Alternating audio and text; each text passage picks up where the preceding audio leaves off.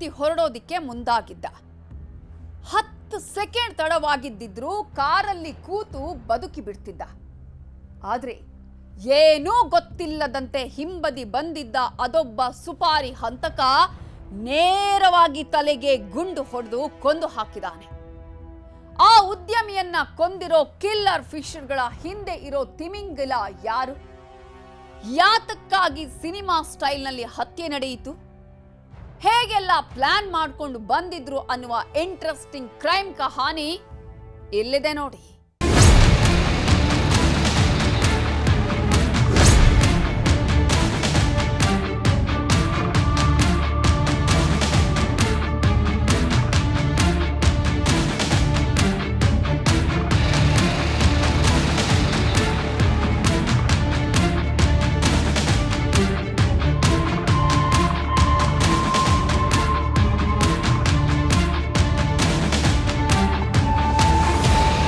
ಒಂದು ಕ್ಷಣ, ಒಂದೇ ಒಂದು ಕ್ಷಣವಷ್ಟೇ ಆ ಕಡೆ ತಿರುಗಿ ಈ ಕಡೆ ನೋಡಿದ್ದಷ್ಟೇ ಹಿಂಬದಿಯ ಮೆಲ್ಲಗೆ ಫಾಲೋ ಮಾಡ್ಕೊಂಡು ಎಂಟ್ರಿ ಕೊಟ್ಟಿದ್ದ ವ್ಯಕ್ತಿಯೊಬ್ಬ ಸೊಂಟದಿಂದ ಸಿನಿಮಾ ಸ್ಟೈಲ್ನಲ್ಲೇ ಗನ್ನನ್ನ ಹೊರತೆಗೆದಿದ್ದ.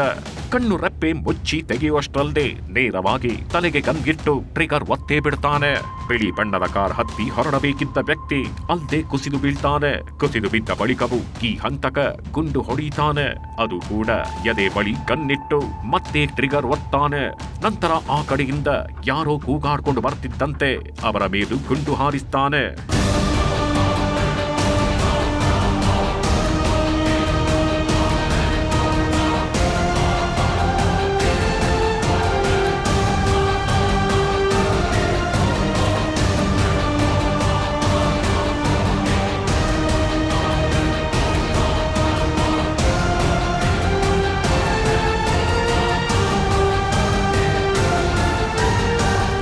ಡೌಟೇ ಇಲ್ಲ ಕಣ್ರಿ, ಡೌಟೇ ಇಲ್ಲ. ಈ ಹಂತಕರು ಪಕ್ಕಾ ಪ್ಲಾನ್ ಮಾಡ್ಕೊಂಡು ಬಂದಿದ್ರು. ನೋಡಿ, ಈ ಸಿಸಿಟಿವಿ ವಿಡಿಯೋವನ್ನ ಸರಿಯಾಗಿ ನೋಡಿ. ಮೊದಲು ಅದೊಬ್ಬ ಏನೂ ಗೊತ್ತಿಲ್ಲದಂತೆ ತನ್ನ ಪಾಡಿಗೆ ತಾನು ನಡ್ಕೊಂಡು ಹೋಗ್ತಾನೆ. ಟಾರ್ಗೆಟ್ ಫಿಕ್ಸ್ ಮಾಡ್ಕೊಂಡಿರ್ತಾನೆ. ಪಕ್ಕಾ ಫಾಲೋ ಮಾಡಿಕೊಂಡು ಉದ್ಯಮಿಯನ್ನ ಗಮನಿಸಿಕೊಂಡೇ ಫಾಲೋ ಮಾಡಿದ್ದ. ಉದ್ಯಮಿಯನ್ನ ಗಮನಿಸಿಕೊಂಡು ಹೋಗ್ತಾನೆ.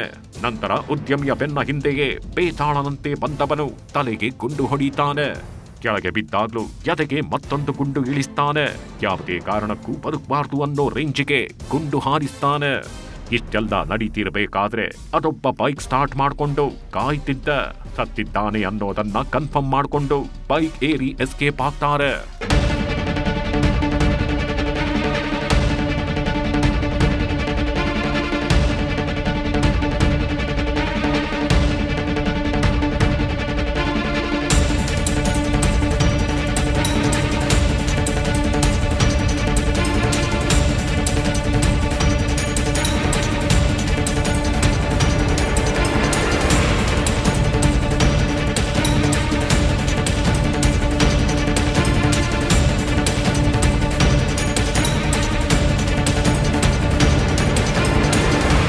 ಹೀಗೆ ಗುಂಡಿನ ದಾಳಿ ನಡೀತಾಗಿದ್ದಂತೆ ಇಡೀ ಏರಿಯಾದ ಜನ ಬೆಚ್ಚಿ ಬಿದ್ದಿದ್ರು. ಅಯ್ಯೋ ಶಿವನೇ ಅಂತ ತಲೆ ಮೇಲೆ ಕೈ ಹೊತ್ಕೊಂಡು ಕೂತು ಬಿಡ್ತಾರೆ. ಇಷ್ಟೇ ಯಾಕೆ, ಅದ್ಯಾವ ಕೆಲಸದಲ್ಲಿ ಬ್ಯುಸಿ ಆಗಿದ್ರೋಗೇನೋ ಆ ಎಲ್ಲಾ ಕೆಲಸವನ್ನ ಬಿಟ್ಟ ಪೊಲೀಸರು ಸ್ಪಾಟ್ಗೆ ಓಡೋಡಿ ಬಂದಿದ್ರು. ಸೋಕೋ ಟೀಮ್ ಕೂಡ ಎಂಟ್ರಿ ಕೊಟ್ಟಿತ್ತು. ಸ್ಪಾಟ್ನಲ್ಲಿ ಸಿಕ್ಕ ಕೆಲ ಸಾಕ್ಷ್ಯಗಳನ್ನ ಕಲೆಕ್ಟ್ ಮಾಡ್ಕೊಳ್ಳೋಕೆ ಮುಂದಾಗ್ತಾರೆ. ಯಾಕಂದ್ರೆ ಗಿಲ್ದಿ ಗುಂಡೇಟಿಗೆ ಹೆಣವಾಗಿ ಹೋಗಿರೋ ವ್ಯಕ್ತಿ ಇಡೀ ಜಿಲ್ಲೆಗೆ ಗೊತ್ತಿದ್ದವನೇ, ಪ್ರಭಾವಿಯಾಗಿದ್ದವನು. ಆ ವ್ಯಕ್ತಿ ಬೇರೆ ಯಾರೂ ಅಲ್ಲ, ಈತನೇ ನೋಡಿ.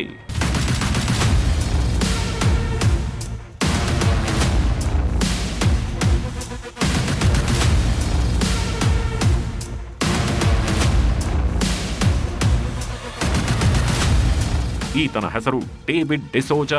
ಉಡುಪಿ ಜಿಲ್ಲೆಯ ಮುದರಂಗಡಿ ಗ್ರಾಮ ಪಂಚಾಯಿತಿ ಮಾಜಿ ಅಧ್ಯಕ್ಷ, ಸಕ್ರಿಯ ಕಾಂಗ್ರೆಸ್ ಲೀಡರ್, ಸ್ಥಳೀಯ ಉದ್ಯಮಿಯೂ ಆಗಿದ್ದ. ಸ್ಥಳೀಯ ಉದ್ಯಮಿ ಗುತ್ತಿಗೆದಾರ, ಪಿಲಾರಿನಲ್ಲಿ ಪ್ರಿನ್ಸ್ ಪಾಯಿಂಟ್ ವ್ಯಾಪಾರ ಸಂಸ್ಥೆ ಹೊಂದಿರೋ ಕೋಟಿ ಕುಬೇರ. ಅಧ್ಯಕ್ಷರಾಗಿದ್ದರು. 2-3 ಬಾರಿ ಅವರು ಅಧ್ಯಕ್ಷರಾಗಿದ್ದರು. ಮತ್ತೆ ಅವರ ಸ್ವಂತ ಖುಷಿಯಿಂದ ಅವರು ರಿಸೈನ್ ಮಾಡಿದ್ದು, ಬೇಡ ನನಗೆ ಟೈಮ್ ಸಿಗುದಿಲ್ಲ ಕೊಡ್ಲಿಕ್ಕೆ ಅಂತ. ತುಂಬಾ ಹೆಲ್ಪ್ಫುಲ್. ನಮ್ಗೆ ಕೂಡ ಏನು ಕಡಿಮೆ ಮಾಡ್ಲಿಲ್ಲ. ಅವರು ಎಂತ ಬೇಕಾದ್ರು ಕೇಳಿದಕ್ಕಿಂತ ಜಾಸ್ತಿ ಕೊಟ್ಟಿದ್ದಾರೆ. ಹೌದು, ನಾವು ಅಲ್ಲೇ ಇದ್ದೆವು. ನನ್ನ ಸಣ್ಣ ಮಗ ಡೆಲಿವರಿ ಆಗುವಾಗ ನಾವು ಊರಿಗೆ ಬಂದು ಮತ್ತೆ ಸೆಟಲ್ ಆಗಿದ್ದೆವು. ಹೌದು, ನಾವು ಅಲ್ಲಿ ಬ್ಯಾರಿನಲ್ಲಿ ಇದ್ದೆವು. ಇಷ್ಟೆಲ್ಲ ಹೆಸರು ಮಾಡಿದ್ದ ಈ ಡೇವಿಡ್ ಡಿಸೋಜ ತನ್ನ ಅಪರಾಧಿ ಕೃತ್ಯಗಳಿಂದಲೇ ಹೆಚ್ಚಾಗಿ ಕುಖ್ಯಾತಿಯನ್ನ ಪಡ್ಕೊಂಡಿದ್ದ. ಡೇವಿಡ್ ವಿರುದ್ಧವೂ ಸುಮಾರು 21 ಕೇಸುಗಳು ದಾಖಲಾಗಿದ್ವು. ಪರಿಸರ ಪ್ರೇಮಿಗಳನ್ನ ಬೆದರಿಸಿದ ಪ್ರಕರಣ ಸೇರಿದಂತೆ ಪಾದ್ರಿಯೊಬ್ಬರ ಆತ್ಮಹತ್ಯೆಗೆ ಪ್ರೇರಣೆ ನೀಡಿದ ಪ್ರಕರಣ ಸದ್ದು ಮಾಡಿತ್ತು. ಅಂದರೆ 2020ರಲ್ಲಿ ಸ್ಥಳೀಯ ಸಹಾಯಕ ಫಾದರ್ ಮಹೇಶ್ ಡಿಸೋಜಾ ಅವರ ಆತ್ಮಹತ್ಯೆ ಪ್ರಕರಣದಲ್ಲೂ ಡೇವಿಡ್ ಹೆಸರು ತಳುಕು ಹಾಕೊಂಡಿತ್ತು. ಸಹಾಯಕ ಫಾದರ್ ಆತ್ಮಹತ್ಯೆಗೆ ಪ್ರಚೋದನೆ ಕೊಟ್ಟಿರೋ ಆರೋಪವು ಈತನ ಮೇಲಿತ್ತು. ಡೇವಿಡ್ ಅಲಿಯಾಸ್ ಪ್ರಿನ್ಸ್ ಅಂತಲೇ ಕರೆಸಿಕೊಳ್ಳುವ ಈ ಡೇವಿಡ್ಗೆ ತುಂಬಾನೇ ಶೋಕಿ ಇತ್ತು. ಸದಾಕಾಲ ಪಿಸ್ತೂಲ್ ಹಿಡಿದು ಬೇರೆಯವರನ್ನ ಬೆದರಿಸುತ್ತಿದ್ದ ವ್ಯಕ್ತಿ ಇದೀಗ ಅದೇ ಗುಂಡೇಟಿಗೆ ಬಲಿಯಾಗಿದ್ದಾನೆ. ತನ್ನ ಕಚೇರಿ ಎದುರೇ ಹೆಣವಾಗಿದ್ದಾನೆ. ಈ ವ್ಯಕ್ತಿ ಮೇಲೆ ಸುಮಾರು 14 ಪ್ರಕರಣಗಳು ಈ ಹಿನ್ನೆಲೆ ಇದೆ. ಅದು ಜಾಸ್ತಿ ಇನ್ನು ಪ್ರತಿಭಟನೆ ಮತ್ತು ಇತರ ವಿಚಾರಗಳು ಸಂಬಂಧಪಟ್ಟ ಹಾಗೆ ಇಲ್ಲಿ ಪ್ಲ್ಯಾಂಟ್ ಬಂದಾಗ, ನಾಗಾರ್ಜುನ ಪ್ಲ್ಯಾಂಟ್ ಬಂದಾಗ ಆಗಿರುವಂಥದ್ದು ಅಂತ ಕಂಡು ಬಂದಿದೆ. ಮತ್ತು 2020ರಲ್ಲಿ ಒಂದು ಅಬೆಟ್ಮೆಂಟ್ ಟು ಸೂಯಿಸೈಡ್ ಕೇಸು ಸಹ 2020ರಲ್ಲಿ ದಾಖಲಾಗಿರೋದು. ಇದೇ ತಿಂಗಳ ಆಗಸ್ಟ್ 7ನೇ ತಾರೀಕು ಮಧ್ಯಾಹ್ನದ ಹೊತ್ತಾಗಿತ್ತು. ಉಡುಪಿ ಜಿಲ್ಲೆಯ ಕಾಪು ತಾಲೂಕಿನ ಶಿರ್ವಾ ಸಮೀಪದ ಸೆಂಟ್ ಝೇವಿಯರ್ ಚರ್ಚ್ ಕಾಂಪ್ಲೆಕ್ಸ್ ಅದು. ಇದೇ ಕಾಂಪ್ಲೆಕ್ಸ್ನಲ್ಲಿರೋ ಪ್ರಿನ್ಸ್ ಎಂಟರ್ಪ್ರೈಸಸ್ ಕಚೇರಿಗೆ ಡೇವಿಡ್ ಡಿಸೋಜಾ ಬಂದಿದ್ದ. ಬಳಿಕ ಕೆಲವೇ ನಿಮಿಷಗಳಲ್ಲಿ ಕಚೇರಿಯಿಂದ ಹೊರಬಂದಿದ್ದ. ಸರಿಸುಮಾರು 3:52 ಈ ಹೊತ್ತಲ್ಲಿ ಡೇವಿಡ್ ತನ್ನದೇ ಆಫೀಸಿನಿಂದ ಹೊರಬಂದಿದ್ದ. ತನ್ನ ಪಾಡಿಗೆ ತಾನು ಮೊಬೈಲ್ ನೋಡಿಕೊಂಡು ಕಾರಿನ ಡೋರ್ ಓಪನ್ ಮಾಡಿದ್ದಾನಷ್ಟೇ. ಈ ವೇಳೆ ಡೇವಿಡ್ನ ಪ್ರತಿ ಮೂವ್ಮೆಂಟ್ ಗಮನಿಸ್ತಾಗಿದ್ದ ಅದೊಬ್ಬ ಹಂತಕ ಬುರುಡೆಗೆ ಗುಂಡು ಹೊಡೆದಿದ್ದ. ಎದೆಗೆ ಬುಲೆಟ್ ನುಗ್ಗಿಸಿ ಅಲ್ಲಿಂದ ಎಸ್ಕೇಪ್ ಆಗಿದ್ದ. ಹೀಗೆ ಹೆಣ ಬೀಳ್ತಾಗಿದ್ದಂತೆ ತಿರುಗಿಯೂ ನೋಡದೆ ಓಡಿ ಹೋಗಿದ್ದ ಹಂತಕರು ಯಾರು, ಯಾಕೆ ಗುಂಡು ಹಾರಿಸಿ ಕೊಂದ್ರು, ಕೊಲೆಗೆ ಕಾರಣವೇನು ಅನ್ನೋದನ್ನ ಭೇದಿಸೋಕೆ ಪೊಲೀಸರು ಫೀಲ್ಡ್ಗೆ ಇಳಿದಿದ್ರು. ಆಗ್ಲೇ ನೋಡಿ ಕೊಲೆ ಕೇಸಿನಲ್ಲಿ ಉತ್ತರ ಪ್ರದೇಶ, ಉತ್ತರಾಖಂಡ್ ಹಾಗೂ ಬಿಹಾರ್ ಲಿಂಕ್ ಸಿಗೋದು. ಯಾಕಂದ್ರೆ ಹಂತಕರು ಹೊರ ರಾಜ್ಯದ ಸುಪಾರಿ ಹಂತಕರಾಗಿದ್ರು. ಆ ಸುಪಾರಿ ಹಂತಕರು ಇವರೇ ನೋಡಿ.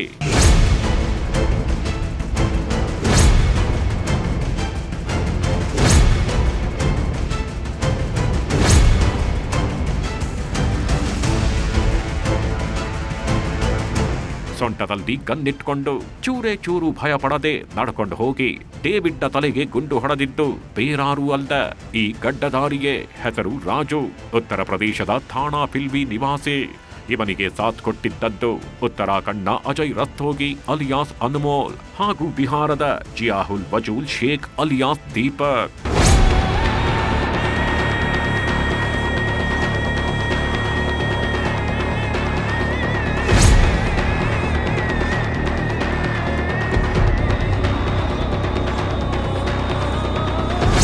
ಈ ಮೂವರು ಸುಪಾರಿ ಕಿಲ್ಲರ್. ದುಡ್ಡು ಕೊಟ್ರೆ ಯಾರನ್ನ ಬೇಕಾದ್ರೂ ಹೊಡಿತೀವಿ, ಕೊಲ್ತೀವಿ ಅಂತ ಮೆರೆದಾಡ್ತಿದ್ದವರು.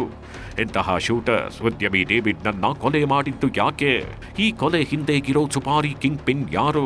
ಕಿಲ್ಲರ್ ಫಿಶ್ಗಳಿಗೆ ರಕ್ತದೂಟ ಬಡಿಸಿ ಕೈಗೆ ಗನ್ ಕೊಟ್ಟು ಕಳುಹಿಸಿದ್ದು ಯಾರು ಅನ್ನೋದನ್ನ ತೋರಿಸ್ತೀವಿ. ಅದಕ್ಕೂ ಬದಲು ಈ ನರಹಂತಕರು ತಗಲಾಕೊಂಡಿದ್ದು ಹೇಗೆ ಅನ್ನೋ ರೋಚಕ ಕಹಾನಿಯನ್ನ ತೋರಿಸ್ತೇವೆ ನೋಡಿ.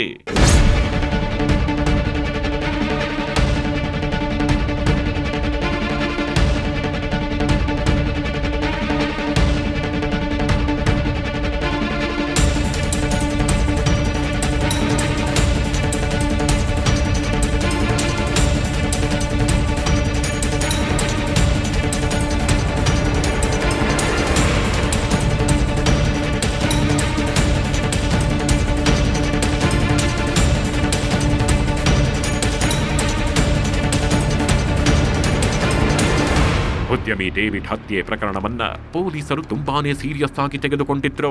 ಯಾಕಂದ್ರೆ ಕಳೆದ ವಾರವಷ್ಟೇ ಕರಾವಳಿಯ ಕಡಲ ತಡಿಯಲ್ಲಿ ನೆತ್ತರು ಹರಿದಿತ್ತು. ಇದೇ ರೀತಿ ಉದ್ಯಮಿಯೊಬ್ಬನನ್ನ ಗುಂಡು ಹೊಡೆದು ಕೊಂದು ಮುಗಿಸಲಾಗಿತ್ತು. ಉದ್ಯಮಿ ಐವನ್ ರಿಚರ್ಡ್ ಮಸ್ಕರೇನಸ್ ಎಂಬಾತನಿಗೆ ನಾಡ ಪಿಸ್ತೂಲ್ನಿಂದ ಗುಂಡಿಟ್ಟು ಸಾಗಿಸಿದ್ದ. 27 ಲಕ್ಷ ಹಣ ವಸೂಲಿ ಮಾಡಿಕೊಟ್ಟಿದ್ದ ಐವನ್ಗೆ ನೀಡಬೇಕಿದ್ದ ಕೇವಲ 1.5 ಲಕ್ಷ ರೂಪಾಯಿ ಬಾಕಿ ಹಣದ ವಿಚಾರವಾಗಿ ಇಬ್ಬರ ನಡುವೆ ಉಂಟಾದ ತೀವ್ರ ವಾಗ್ವಾದ ಕೊನೆಗೆ ಕೊಲೆಯಲ್ಲಿ ಅಂತ್ಯವಾಗಿತ್ತು. ಆ ಕೇಸ್ನ ಆರೋಪಿ ಐವನ್ ಕೂಡ ತಗಲಾಕೊಂಡಿದ್ದ. ಆದರೆ ಇನ್ನೇನು ಆ ಕೇಸ್ ಮುಗೀತು ಅನ್ನೋಷ್ಟರಲ್ಲೇ ಉಡುಪಿಯಲ್ಲಿ ಪ್ರಭಾವಿ ಉದ್ಯಮಿಯಾಗಿದ್ದ ಡೇವಿಡ್ನನ್ನೇ ಕೊಂದು ಮುಗಿಸಿದ್ದಾರೆ. ಹೀಗಾಗಿ ಉಡುಪಿ ಜಿಲ್ಲಾ ಪೊಲೀಸ್ ಉಪಾಧೀಕ್ಷಕ ನೇತೃತ್ವದ ತಂಡ ಕಾರ್ಯಾಚರಣೆಗೆ ಇಳಿದಿತ್ತು. ಹತ್ಯೆ ನಡೆದ ಸ್ಥಳದಲ್ಲಿ ಸಿಕ್ಕ ಸಿಸಿ ಕ್ಯಾಮೆರಾ ವಿಡಿಯೋ ಆಧರಿಸಿ ಹಂತಕರ ಬೆನ್ನು ಬಿದ್ದಿದ್ರು. ಬೈಕ್ ನಂಬರ್ ಕಲೆಕ್ಟ್ ಮಾಡಿಕೊಂಡು ತನಿಖೆಗೆ ಇಳಿತಾರೆ. ಆದ್ರೆ ಹಂತಕರು ಪೊಲೀಸರಿಗೆ ಸಿಗದೆ ಎಸ್ಕೇಪ್ ಆಗ್ಬೇಕು ಅಂತ ಡಿವೈಡ್ ಆಗಿದ್ರು.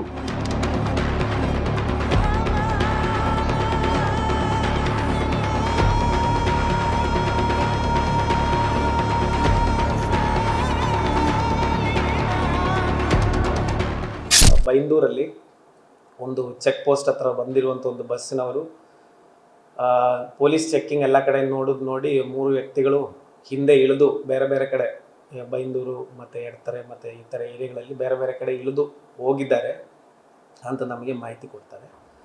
ಅದರ ಮೇಲೆ ನಾವು ಬೈಂದೂರಲ್ಲಿ ನಾವು ಸರ್ಚನ್ನು ತುಂಬ ವೈಡಾಗಿ ಸರ್ಚ್ ಮಾಡ್ತೀವಿ. ಬೈಕ್ ನಿಲ್ಲಿಸಿ ಬಸ್ ಹತ್ತಿದ್ರು. ಯಾವ ಬಸ್ ಹತ್ತಿದ್ದಾರೆ, ಯಾವ ಬಸ್ನಲ್ಲಿ ಶೂಟರ್ಸ್ ಇದ್ದಾರೆ ಅನ್ನೋದನ್ನ ಪೊಲೀಸರು ತಿಳಿದುಕೊಂಡಿದ್ರು. ಬಸ್ನಲ್ಲಿ ಭಟ್ಕಳದ ಕಡೆಗೆ ತೆರಳುತ್ತಿರೋದನ್ನ ಪತ್ತೆ ಮಾಡಿ ಪೊಲೀಸರು ಫೀಲ್ಡ್ಗೆ ಇಳಿದಿದ್ರು. ಆಗ ಬೈಂದೂರಿನ ಒತ್ತಿನಾಣೆ ಬಳಿ ಬಸ್ ತಡೆದು ಪರಿಶೀಲನೆ ನಡೆಸಿದ್ದಾರೆ. ಈ ವೇಳೆ ಆರೋಪಿಗಳು ಬಸ್ನಿಂದಾಗಿಳಿದು ಪರಾರಿಯಾಗಲು ಯತ್ನಿಸಿದ್ದಾರೆ. ಆರೋಪಿಗಳನ್ನ ಬೆನ್ನಟ್ಟಿದ ವೇಳೆ ಉತ್ತರ ಪ್ರದೇಶದ ಈ ಗಡ್ಡದಾರಿ ರಾಜು ಕಾಪು ಠಾಣೆಯ PSI ತೇಜಸ್ವಿ ಅವರನ್ನ ದೂಡಿ ಪಿಸ್ತೂಲ್ನಿಂದ ಪೊಲೀಸರತ್ತ ಗುಂಡು ಹಾರಿಸಿ ಪರಾರಿಯಾಗಲು ಯತ್ನಿಸಿದ್ದ. ತಕ್ಷಣವೇ ಆತ್ಮರಕ್ಷಣೆಗಾಗಿ ಪೊಲೀಸರು ರಾಜುವಿನ ಕಾಲಿಗೆ ಗುಂಡು ಹಾರಿಸಿ ಅರೆಸ್ಟ್ ಮಾಡಿದ್ರು.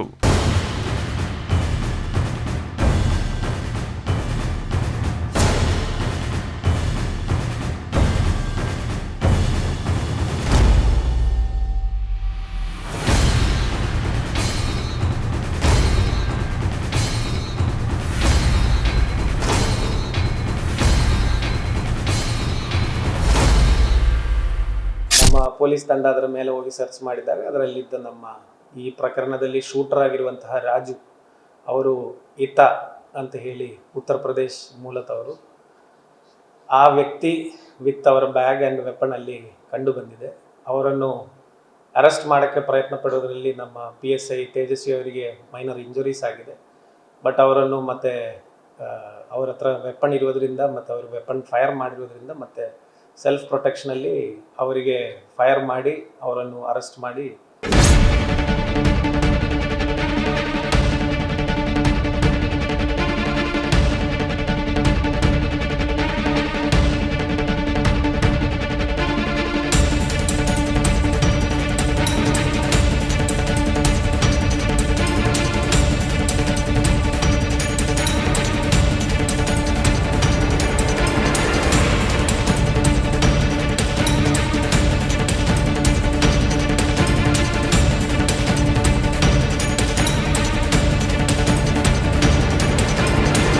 ಕಾಲು ಪಂಚರ್ ಮಾಡಿಕೊಂಡು ಶೂಟರ್ ರಾಜು ತಗಲಾಕೊಂಡಿದ್ದ. ಆದರೆ ಮತ್ತಿಬ್ಬರು ತಪ್ಪಿಸಿಕೊಂಡು ಹೋಗಿದ್ರು. ಆಗಿಬ್ಬರ ಬೆನ್ನ ಹಿಂದೆ ಬಿದ್ದಿದ್ದ ಪೊಲೀಸರು ಕೊಮಟಾ ಪೊಲೀಸ್ ಸಹಕಾರದೊಂದಿಗೆ ಅಜಯ್ ರಸ್ತೋಗಿ ಅಲಿಯಾಸ್ ಅನ್ಮೋಲ್ನನ್ನ ಬಂಧಿಸುತ್ತಾರೆ. ನಂತರ ಬಿಹಾರದ ಜಿಯಾಹುಲ್ನನ್ನ ಭಟ್ಕಳದ ಪೊಲೀಸರ ನೆರವಿನಿಂದಲೇ ಭಟ್ಕಳದಲ್ಲೇ ಲಾಕ್ ಮಾಡಲಾಗತ್ತೆ. ಈ ನರಹಂತಕರು ಸುಪಾರಿ ಪಡೆದುಕೊಂಡು ಡೇವಿಡ್ನ ಹಿಂದೆ ಬಿದ್ದಿದ್ರು. ಡೇವಿಡ್ಗೆ ಚೂರೇ ಚೂರು ಸುಳಿವು ಕೊಡದೆ ಸಾಮಾನ್ಯ ಜನರಂತೆ ಓಡಾಡ್ಕೊಂಡಿದ್ಕೊಂಡೆ ಡೇವಿಡ್ಗೆ ಮುಹೂರ್ತ ಆಗಿಟ್ಟಿದ್ರು. ಡೇವಿಡ್ ಆಫೀಸ್ಗೆ ಎಷ್ಟೊತ್ತಿಗೆ ಬರ್ತಾನೆ, ಈ ಆಫೀಸ್ನಲ್ಲಿ ಎಷ್ಟೊತ್ತಿರ್ತಾನೆ, ಒಂಟಿಯಾಗಿ ಯಾವಾಗ ಸಿಗ್ತಾನೆ ಅಂತೆಲ್ಲ ಹಂತಕರು ಮಾಹಿತಿ ಕಲೆ ಹಾಕಿದ್ರು. ಈಗ ನಮಗೆ ಒಂದು ಆರೋಪಿಗಳಿಗೆ ಒಂದು 2 ಲಕ್ಷ ಹತ್ರ ಇದುವರೆಗೂ ದುಡ್ಡು ಬಂದಿರೋದ್ರ ಬಗ್ಗೆ ನಮಗೆ ಸ್ಪೆಸಿಫಿಕ್ ಮಾಹಿತಿ ಇದೆ. ಇದುವರೆಗೂ ಫೈನಲ್ ಅಮೌಂಟ್ ಎಷ್ಟಿಗೆ ಹಾಕಿದ್ದಾರೆ, ಯಾರು ಕೊಟ್ಟಿದ್ದಾರೆ, ಒಬ್ಬರದ ಅಕೌಂಟಲ್ಲಿ ನಮಗೆ ಸಿಕ್ಕಿದೆ. ಉಳಿದವ್ರದ ಅಕೌಂಟ್ ಡೀಟೇಲ್ಸ್ A1 ಅಕೌಂಟಿಗೆ. ಈ ಘಟನೆ ಆಗ್ಲಿಕ್ಕೆ ಮುಂಚೆನೂ ಆಗಿದೆ, ಕೆಲವೊಂದು ಇನ್ಸ್ಟಾಲ್ಮೆಂಟಲ್ಲಿ ಘಟನೆ ಆದಮೇಲೂ ಕೆಲವೊಂದು ಅಮೌಂಟ್ ಬಂದಿದೆ. 2 ಲಕ್ಷ ಮೇಲೆ. ಇಂತಹ ನಟೋರಿಯಸ್ ಕಿಲ್ಲರ್ ಫಿಶ್ಗಳಿಗೆ ಫಂಡಿಂಗ್ ಮಾಡಿರೋ ಕಿಂಗ್ ಪಿನ್ ಯಾರು? ಉತ್ತರ ಪ್ರದೇಶ ಮೂಲದ ವ್ಯಕ್ತಿಗೆ ಸುಪಾರಿ ನೀಡಿದ್ಯಾರು ಅನ್ನೋ ಪ್ರಶ್ನೆಗೆ ಉತ್ತರ ಹುಡ್ಕೊಂಡು ಹೋದಾಗ ಅದೊಬ್ಬ ಉದ್ಯಮಿ ಮೇಲೆ ಅನುಮಾನ ಮೂಡುತ್ತೆ.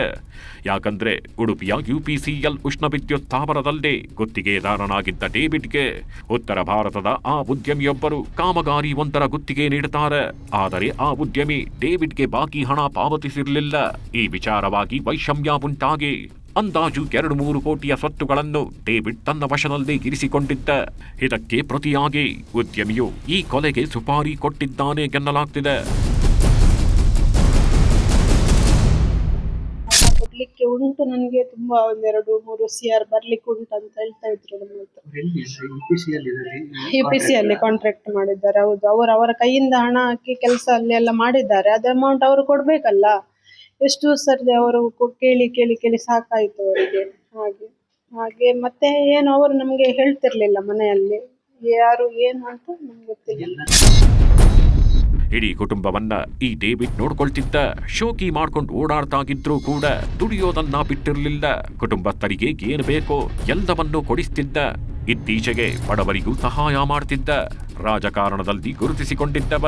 ಸಮಸ್ಯೆ ಅಂತ ಮನೆ ಬಾಗಿಲಿಗೆ ಬರೋರಿಗೆ ಸಹಾಯ ಮಾಡ್ತಿದ್ದ.